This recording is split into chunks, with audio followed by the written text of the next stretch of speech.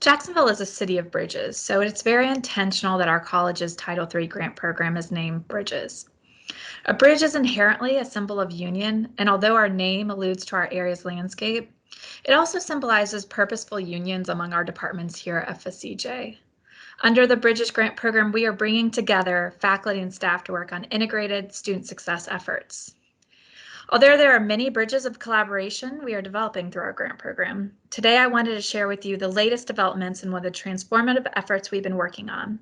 This past academic year, 2 teams comprised of faculty and staff developed over 70 Associate of Arts roadmaps. These roadmaps are a set of clear course-taking patterns that promotes better enrollment decisions and prepares our students for future success. These roadmaps will be integrated into our new student success management tool called EAB Navigate, which we are rebranding as FSCJ's myGradPlan. I've asked a few colleagues from the development teams to give us updates on both the roadmaps and myGradPlan. So, Dr. Saisvels, you have been part of the roadmap process from the very beginning, and we've heard a lot about the term roadmap, but I was hoping that you could help define what actually is a roadmap. Absolutely, Sarah. A roadmap is a term-by-term course sequencing designed for full-time students. And not only does it include the courses that students will need to take in order to complete their degree in a timely way, but it also notes any pre or co-requisites as well as student success markers. For example, the completion of a gateway course or the declaration of an intended transfer major upon the completion of 30 semester hours. And by contrast to that, a course sequencing list unto itself is a list of the courses that students will need to take if they are part-time. And so through the Title III Bridges project, we have developed both full-time roadmaps and part-time course sequencing lists for our students. Thank you. And can you, so you and a team of faculty and advisors this past year have developed those clear pathways for over 70 of our Associates of Arts, I guess AA to Bachelor, top 70. Yeah. So they know exactly what courses to take so they can seamlessly enter a baccalaureate degree program. Can you give us a little bit more detail on the process of the roadmap development? Certainly. Well, to begin with, Florida's meta majors or career clusters provided a logical organizing framework for our project because there are 8 meta majors into which the various AA degree programs naturally fall, from arts, humanities, communications, and design to science, technology, engineering, and mathematics. And with that overarching framework in mind, we then applied some of the best practices of guided pathways, which entail bringing together a cross-divisional team of faculty and student success advisors who, through their collective expertise, design the roadmaps and course sequencing lists and bring to that effort their disciplinary knowledge, their knowledge of course sequencing, as well as degree planning. And speaking of collaboration among faculty and staff, can you tell me more about the opportunity to review these course sequences? Absolutely, Sarah. Well, I want to give special appreciation to our faculty and student success advisors who work so diligently over about a 6 to 8 month period on the project. And once they completed what proved to be over 75 roadmaps, we conducted a technical review in the Office of Curriculum and Instruction and uploaded the final revised versions into an open enrollment Canvas shell, which will provide the basis for a college-wide stakeholder review. And we welcome feedback not only from our disciplinary faculty and student success professionals, but also from our students themselves, who will be able to access the open enrollment shell and kind of scan through it to see which of the meta majors most interest them, and of course the various programs within it. And once they click into the Canvas resource shell, they'll be able to see both the full-time roadmaps and the part-time course sequencing list. and advise about whether they might make any nuanced changes to the course sequencing, to the success markers, or even to some of the requisites. We'll be gathering feedback through a brief survey that students, faculty, and again, student services professionals, among others, can complete. And we anticipate that the review period will transpire between mid-September and mid-November. Based on it, we'll make any final modifications to the course sequencing or even to the designated success markers. And then the work will ultimately be uploaded into EAB Navigate so that students and advisors as well as faculty can access those resources for the students' timely degree completion. Tamula, you were part of a roadmap development team and you were paired with 2 faculty members to help sequence the courses. I would love to know, what did you learn from the faculty advisor partnership?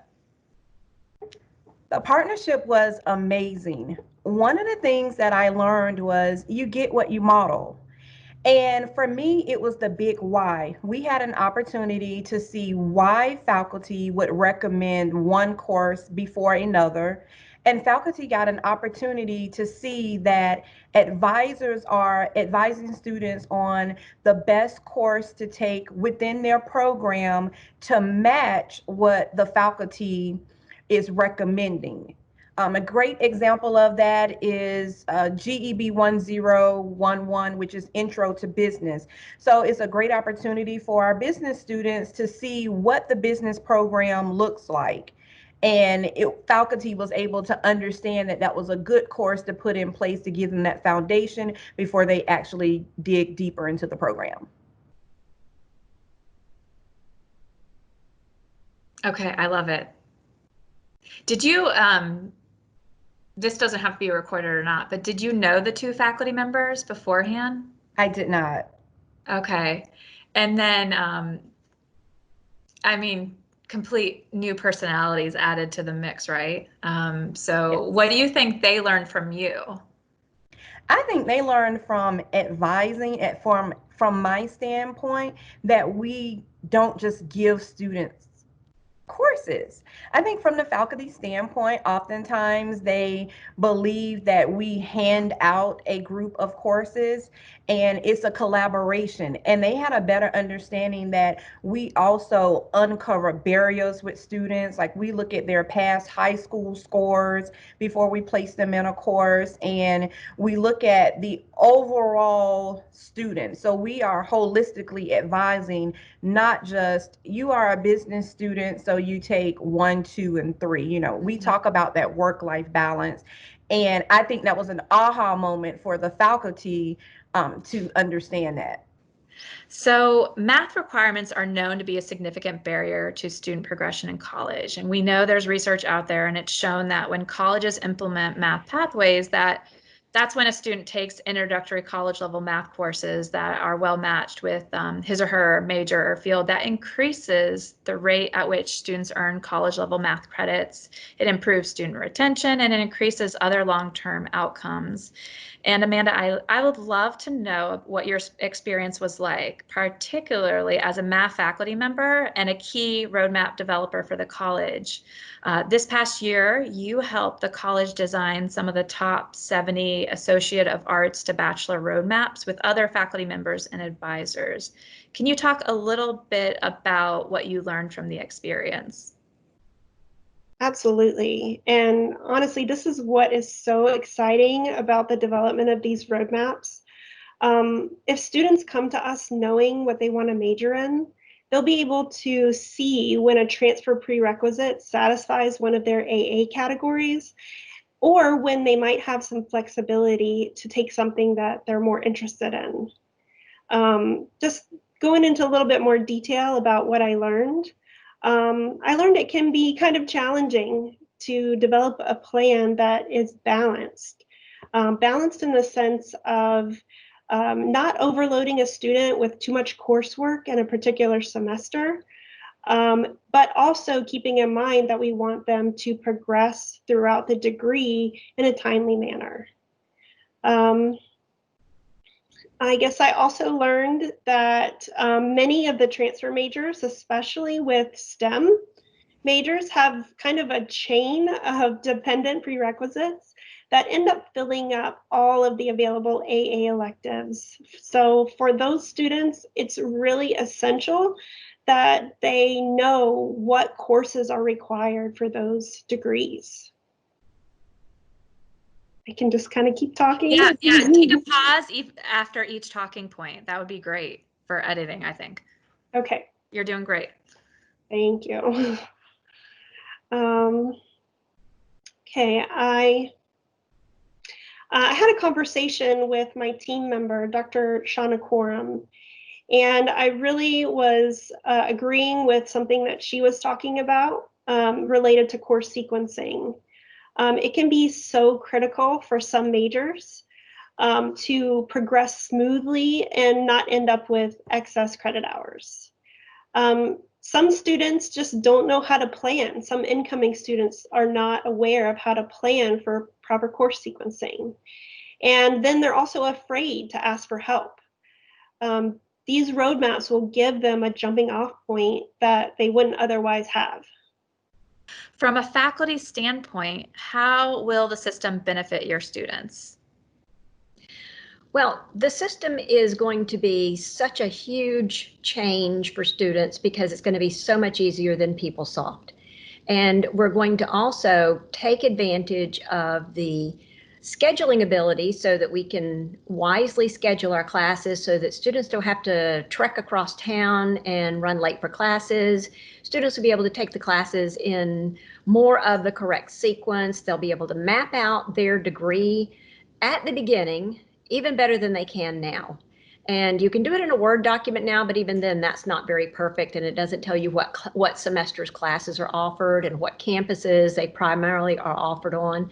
So it's going to be great for the student, and it will be teaching students who are better prepared to get to the end of their plan and be completers and finishers and succeed at FSCJ, whether they're going to go on to a Bachelor of Applied Science at our college, or maybe go somewhere else, to another four-year college, or just, they've got their AA or their AS or their technical certificate, and they're just going to keep on going to work and keeping this economy rolling. Another big feature is the ability to early alert students, and that sounds kind of like a bad thing, but it's where you want to intervene with students when you feel like they might not be engaging as well as they could have. Something's happened, you're not able to maybe ask them a direct question about their personal life or their work life or even their school life. And so you can let someone else in the college know who has the ability to handle this. And Dr. Herlocker and Aaron Richmond they've got such a fabulous team put together of loads of different people who can help our students with personal matters and academic matters and just all sorts of things that can improve their engagement and their completion at FSCJ.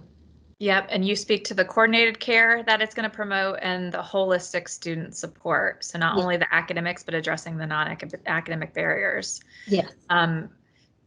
You mentioned in our last call about the system's going to help students. As a faculty member, it's going to be helpful for you because students are going to be better prepared going into your course. Can you speak a little bit about that?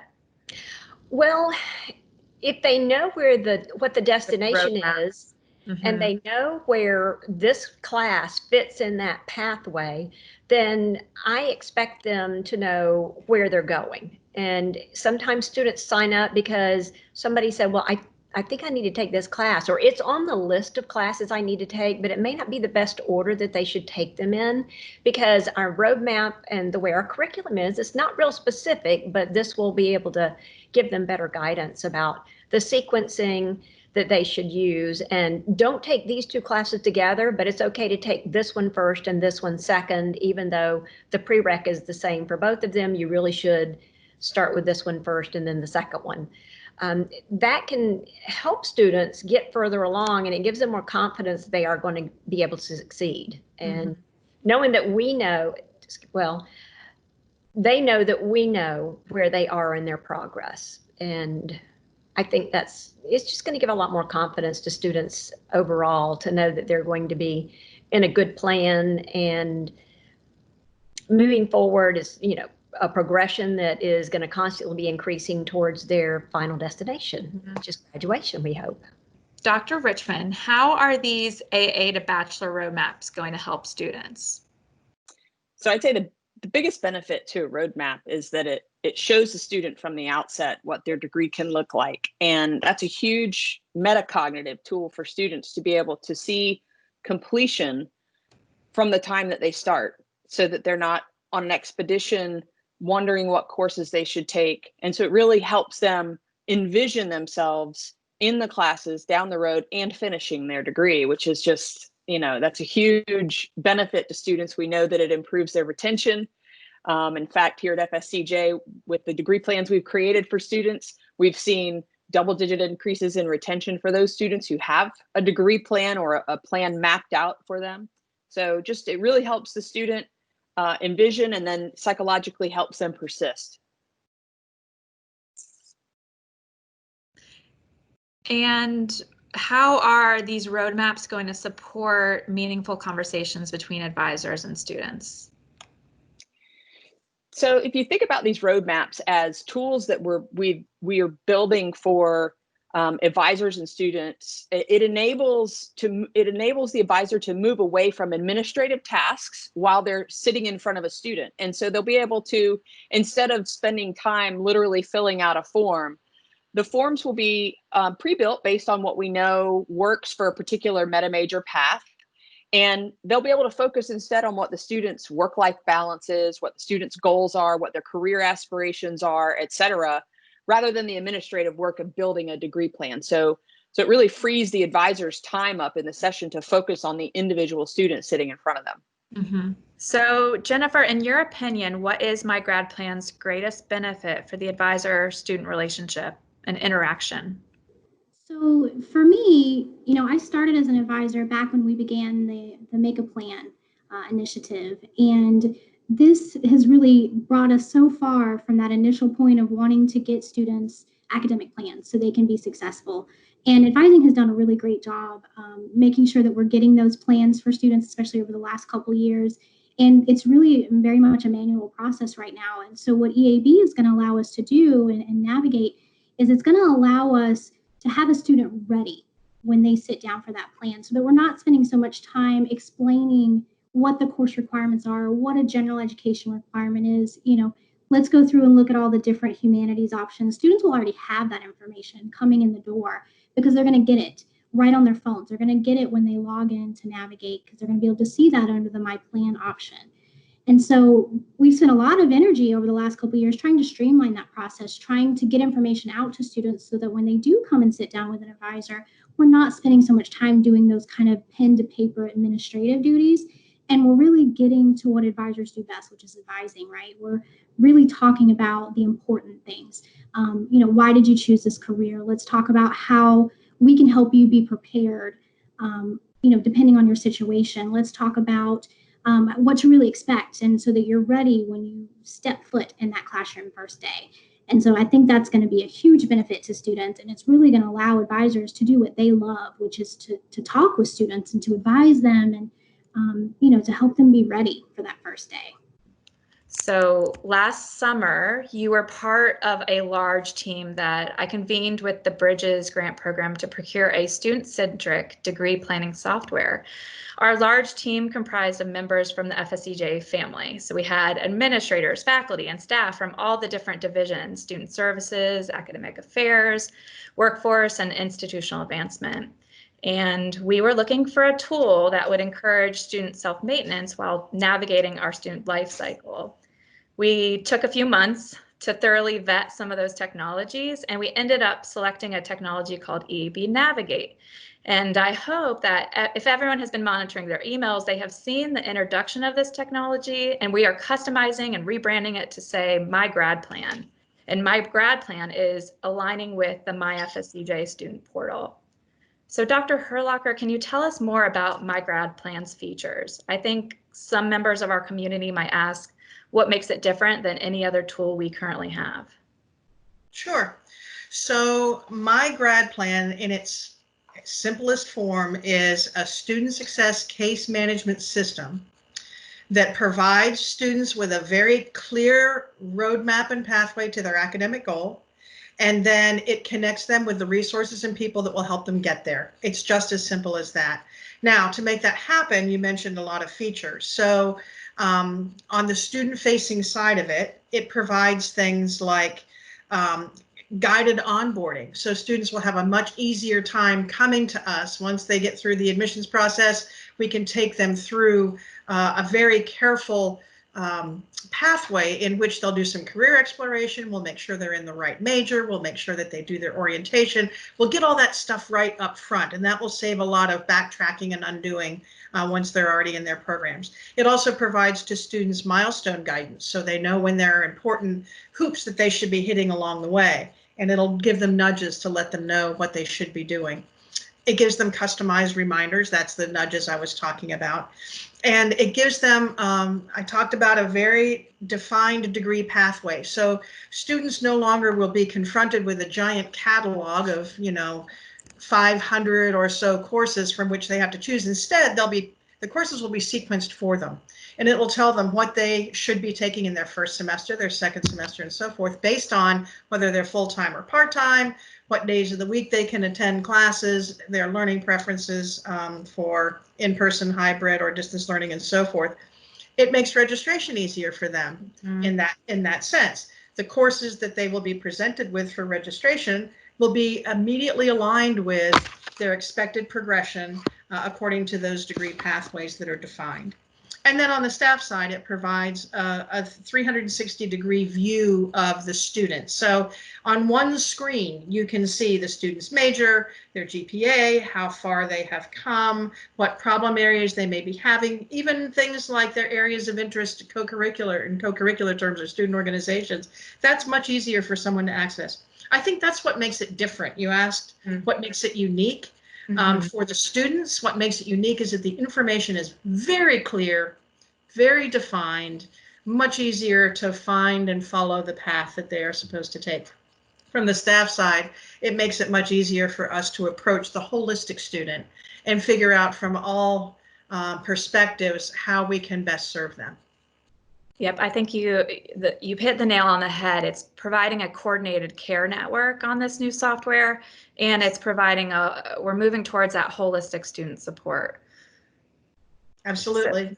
So anytime we roll out a technology that directly impacts students, we weigh the risks of possible disruptions to the student's experience. And do you foresee an enrollment risk or any possible disruption relating to implementing this software? Oh, no, not at all, for a couple of reasons. First of all, it's not like we're just going to flip a switch. We have a phased in approach to this whole thing. So we're going to do the staff side first to get very familiar with that. We're going to do the student side secondly.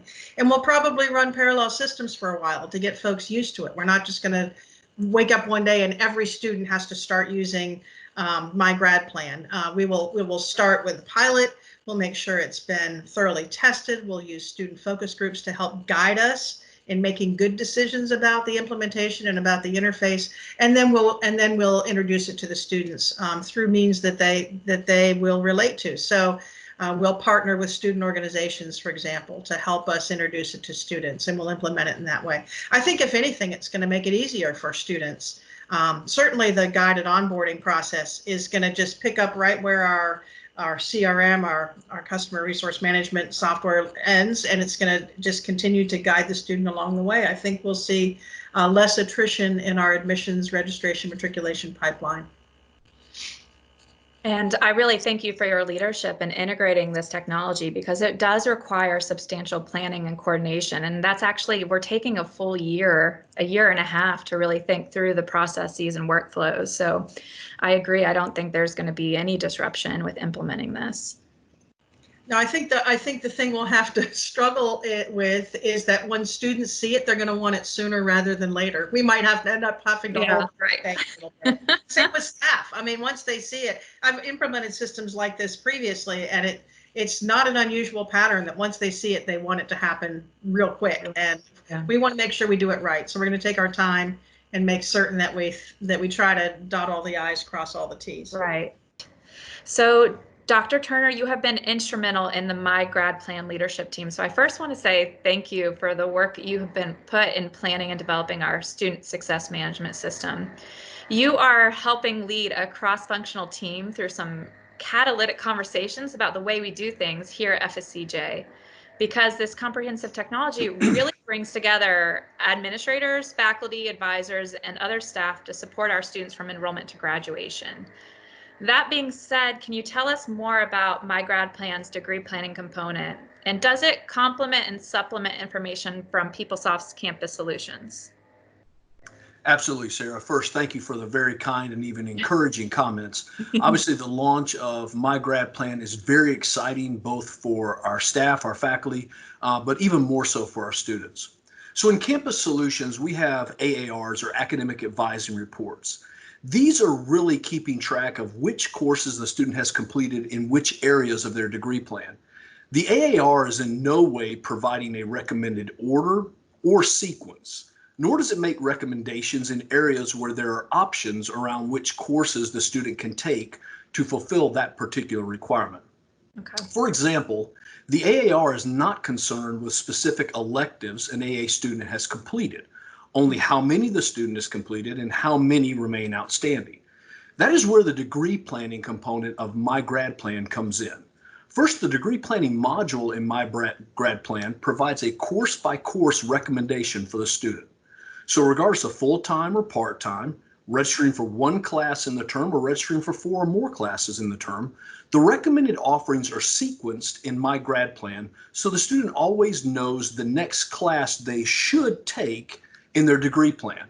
Now, these are not locked, and the student is free to alter the order, but the college is providing a clear recommendation on course sequencing that is based on faculty and academic advising input. When you consider the AA program plan and different transfer majors at different transfer institutions, this seems like an impossible expectation. And you're probably wondering, how does myGradPlan know what the recommended class for a degree progression plan on a transfer major at a particular institution? How does it even know that? How is that even possible? Well, that's a great question, or great questions. And I will defer to Dr. Kathleen Seesvolds, who will really walk you through the amazing and often difficult work that's been occurring here at the college around roadmap development.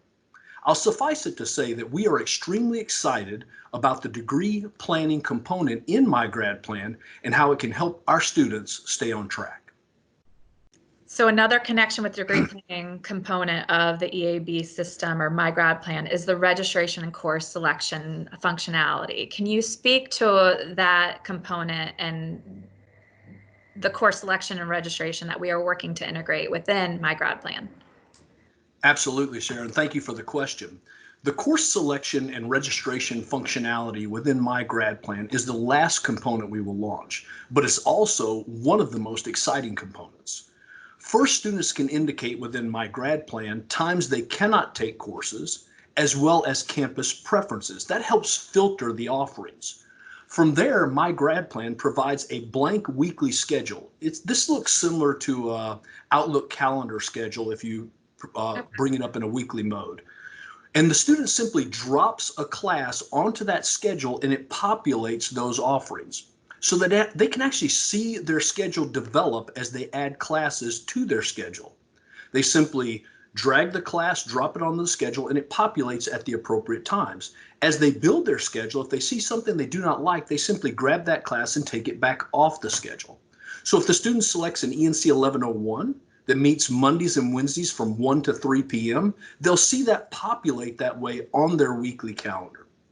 Once they've completed building out their schedule for the term, they will simply register for all of those classes with the click of one button. Now, I'm making that sound quite simple, and it's actually extremely complex. Also, it's important to note that we have a great deal of work to do to make that work properly, but it is extremely exciting technology that will simplify the course selection and registration process for our students. Can you give updates on the myGradPlan timeline? When will students be able to access it, and what about advisors and faculty? Great question, Sarah. So first, we are scheduled to go live with the staff-facing side of myGradPlan in the fall of 2021. That means the system needs to be ready, advisors need to be trained, faculty need to be trained around mid-April of 2021 when enrollment opens for the term to support student registration. We plan to go live with the student-facing side, including the app, spring term 2022. That means the students need to have training material pushed out to them, and the system needs to be fully up and live to support registration. So that's around October of 2021. And then we plan to go live with that registration component, that one-click registration in the summer of 2022. So really, when you think about the registration cycle, that means we need to be trained and fully live and ready to go in February of 2022. Now, the LLC is launching a pilot for logging into the Library and Learning Commons and using their resources this fall. So we're just a few weeks away from the launch of that pilot. Now, that's a small pilot, but involves all of our LLC centers as well as the students who will use those centers. So we are very excited to launch that small pilot and begin to experience both on the staff and student side the use of myGradPlan. Also, we are launching an advising pilot this October. Now, this will involve 10 to 12 advisors who will be working in the system. They'll be providing us feedback around how the system is working. And then we'll be taking that feedback and making updates as necessary. We also plan to use these advisors as the initial trainers to train the trainers who will do the initial training for most of our advising staff. And again, that's in support of going live with the staff-facing side mid-April of 2021. And what functionalities are specifically related to faculty and their responsibilities or workflows for myGradPlan? So there are a number of items that are currently being reviewed and discussed by the myGradPlan leadership team with leadership and student services around this question. There are a number of possibilities. For example, myGradPlan has an early alert component as well as a proactive alert feature that the college may choose to deploy. Now, we're very familiar with early alerts through Simplicity, but proactive alerts can be set up around attendance, grades, and other issues that indicate a student may be at academic risk. As an example, we could set up a proactive alert that would go out to faculty involving attendance in the first meeting. So the faculty member would simply receive an email asking to indicate by click of a radio button any students who were not in attendance on the first meeting. The faculty would not need to log into myGradPlan. They would simply, if they desire to, respond to that email by clicking the radio next to the name of the students who were not in attendance on that first meeting pattern. And any decisions that the college makes about activities that should occur with students who miss the first meeting pattern would automatically start based on the faculty simply responding to an email. So there's a number of exciting things that we're currently looking at and reviewing. And so I would say stay tuned. We have more training planned for the faculty as we discuss some of those options. Also, the myGradPlan leadership team has created an enhanced faculty view within myGradPlan that would be provided to specially trained faculty members, and it gives them access to additional information that they would not have without that training. So expect additional training around that enhanced security for faculty within myGradPlan, and I suspect that that'll be happening later this year and into early next year. So there's a lot of exciting opportunities as well as enhanced view for those faculty who go through additional training.